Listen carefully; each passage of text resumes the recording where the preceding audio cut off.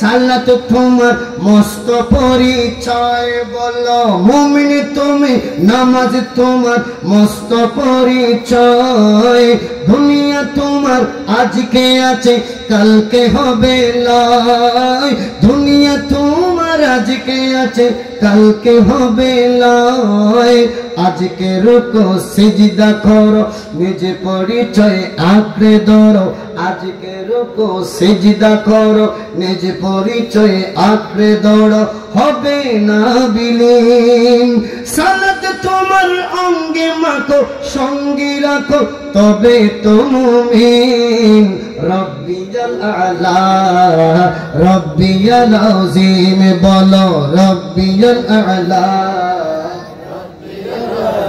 যারা সিজদা দেয় তারা নবী ওয়ালা আর যারা সিজদা দেয় না তারা শয়তান ওয়ালা বলেন কি ওয়ালা যারা নামাজ পড়ে এরা নবী ওয়ালা কারণ সেই দিন আল্লাহর নবীকে সিজদা দিয়েছিল সমস্ত ফেরেশতাগণ সুবহানাল্লাহ বলেন সিজদা দেওয়া এটা ফেরেশতাদের অনুসরণ নবীগণের অনুসরণ আর সিজদা দেয় না কে শয়তান বলে না কে যারা পঞ্জাকার নামাজ পড়ে না মনে করতে হবে এরা শয়তানের অনুসারী কিয়ামতের ময়দানে নামাজের হিসাব নিবে কিনা আফাল মা ইউহাসাবু বিল আবদু ইয়াউমাল কিয়ামাতিস সালাত কিয়ামতের ময়দানে আল্লাহ সর্বপ্রথম নামাজের হিসাব নিবেন জোরে বলেন ঠিক কিনা ও ভাইগণ বন্ধুগণ নামাজ পড়া লাগবে প্রথম প্রশ্নে যখন উত্তর দিতে পারবেন পরবর্তী প্রশ্ন আল্লাহ করবে না প্রথম প্রশ্নের উত্তর দেওয়ার সাথে সাথে আল্লাহ যখন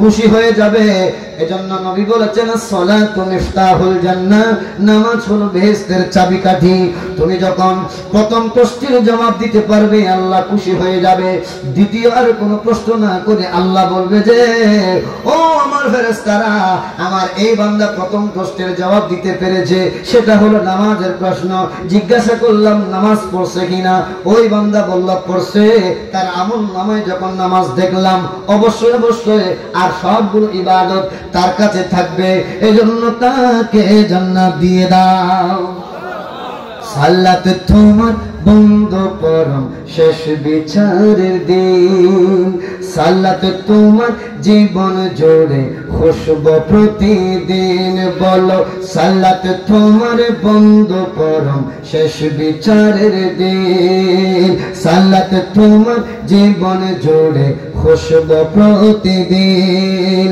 যাই নামাজে শান্তি বিলাই চিত সীমাহীন যাই নামাজে শান্তি বিলাই চিত সীমাহীন রব্বিয়াল আলা রব্বিয়াল আযীম বলো রব্বিয়াল আলা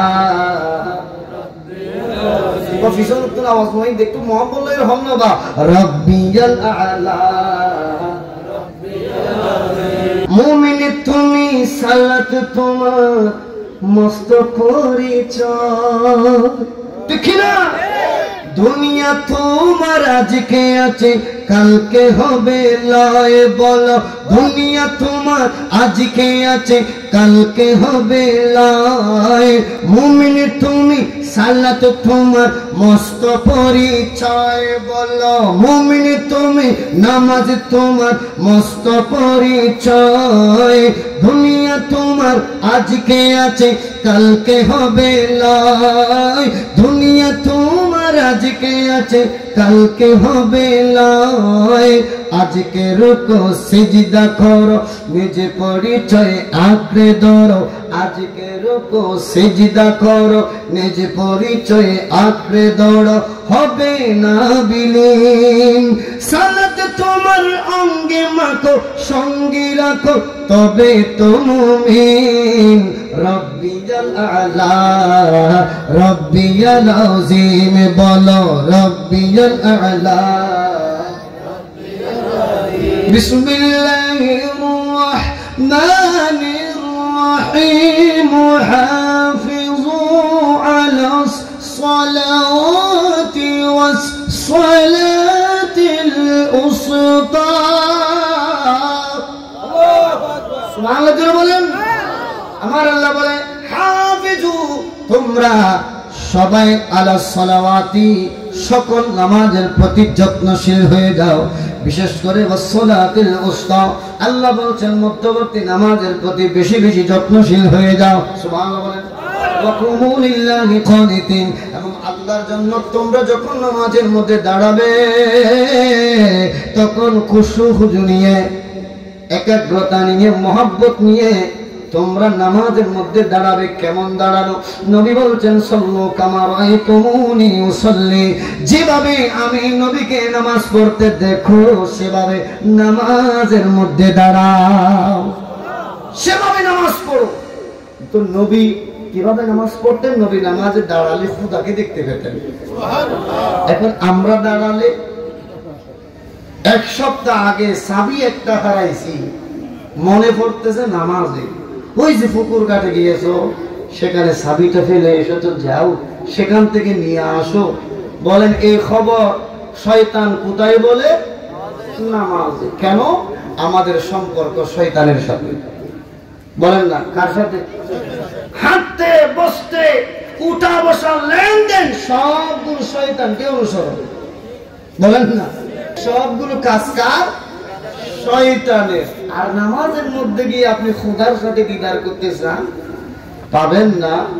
আগে কলবটা শুদ্ধ করেন, এই জিন্দা কলব দিয়ে আপনি আল্লাহকে দেখতে পাবেন, আল্লাহর দিদার পাবেন। জোরে বলুন সুবহানাল্লাহ। আমার হুজুর মুসিবত তিরানতের দস্তগীর महबूब सुबहानी गोसे समदानी যিনি বলিদের ওলি, তিনি বলছেন এই কলবটা জিন্দা করবার জন্য ওয়ালিদালিকা তলাবু আহলি তালকিনি লিহায়াতিল কুলুবি ফরদুন। সুবহানাল্লাহ বলেন। কলবটাকে জিন্দা করবার জন্য, যে কলব দিয়ে খোদা দেখা যায়, এই কলবটা তৈরি করবার জন্য আল্লাহর ওলি গণের সান্নিধ্যের মধ্যে যাওয়া এটা ফরজ। সুবহানাল্লাহ বলেন। আল্লাহর ওলি গণের সান্নিধ্যে যাওয়া এটা ফরজ বলেছেন কে? হুজুর গোসে পাক। জোরে বলুন সুবহানাল্লাহ। বড় পীর রহমাতুল্লাহি আলাইহি দিনার সিগনেচার না হলে ওলি হওয়া যায় না। বড় পীর রহমাতুল্লাহি আলাইহি তিনি বলছেন আল্লাহর ওলির সান্নিধ্যের মধ্যে অবশ্যই যেতে হবে যদি কলবটাকে জিন্দা করতে চাও। জোরে বলুন সুবহানাল্লাহ। এই জগতের মানুষ এজন্য আল্লাহর ওলির সান্নিধ্যের মধ্যে যেতে হবে। কালামুল্লাহ মাজিদ থেকে সূরা আল মাইদার 35 নম্বর আয়াত, যেটা আমি তেলাওয়াত করেছিলাম, এই আয়াতের মধ্যে আমার আল্লাহ কতই না সুন্দর ভাবে বলেন বিসমিল্লাহির রাহমানির রাহিম ইয়া আইয়ুহাল্লাযীনা আমানুত্তাকুল্লাহ। হে ঈমানদাররা, আল্লাহকে ভয় করো। ও আল্লাহ, তোমাকে কিভাবে ভয় করব? সুবহানাল্লাহ বলেন। আমরা ভয় মানে বুঝি যাকে ভয় করি তার থেকে দূরে সরে যাওয়া। ও আল্লাহ, তোমাকে ভয় মানে তোমার থেকে দূরে সরে যেতাম। আল্লাহ বলছেন না না না, আমাকে কিভাবে ভয় করতে হবে সেটা যদি জানতে চাও আমার কাছে আসতে হবে। সুবহানাল্লাহ বলেন। আল্লাহকে ভয় করা মানে আল্লাহর কাছে যাওয়া। যতই কাছে যাবেন ততই এটা হলো আল্লাহর প্রতি ভয়। এজন্য আমার আল্লাহ বলেন আমি পর্যন্ত সরাসরি আসতে পারবে না।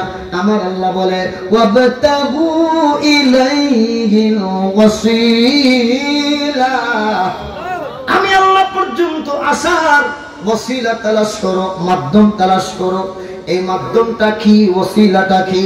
তাফসীরে রুহুল বায়ানের মধ্যে এই আয়াতের তাফসীর করতে গিয়ে তাফসীরে রুহুল বায়ানের লেখক বলেন আল উসুলু লা ইয়াহসিলু ইল্লা বিল ওসিলা, ওরে ওসিলা ছাড়া আল্লাহর সান্নিধ্য পাওয়া যায় না।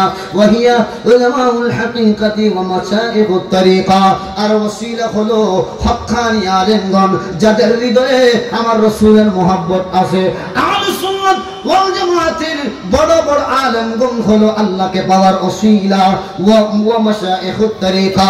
রুহুল বায়ানের লেখক তিনি আরো তাফসীর করেছেন আল্লাহর ওলিগণ হলো আল্লাহকে পাওয়ার বড় ওসিলা।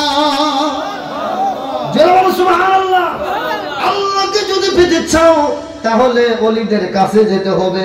सुभान बोलें।